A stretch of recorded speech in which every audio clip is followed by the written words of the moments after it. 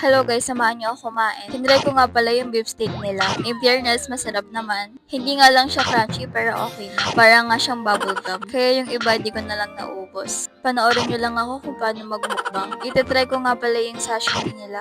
Hindi ko in-expect na sobrang sarap pala niya. Lalo na pag nilagyan niyo ng toyo. Kumain nga pala ako ng Korean food. Medyo spicy siya pero masarap naman. Uminom muna ako ng drink. Yung egg para lang siyang nilagang itlog. Yung sauce niya pang Korean. Okay naman yung lasa niya. Tinry ko tong food na to pero hindi ko alam yung pangalan. Hindi ko nga pala nagustuhan yung lasa. I like yung Korean chicken nila. Pasok siya sa panlasa ko kaya naubos ko. Kumuha pa ako ng ibang pagkain para matry ko. Yung pizza nga nila mas maraming tinapay. Sakto lang naman yung lasa ng bread. Para lang siyang bread na may palaman na hotdog. Hindi ko na alam kung anong tawag sa mga kinakain ko. Basta kain lang ako ng kain. Ito nga yung pinaka-favorite ko. May kasi ako sa matatamis. Nagustuhan ko yung siopaw nila na ube flavor. Yung mini siopaw nila, sakto lang yung lasa. Kumuha nga ako ng ice cream at nagustuhan ko din yung lasa. Wag lang yung color green dahil di masarap. At ayun lang guys, bye-bye!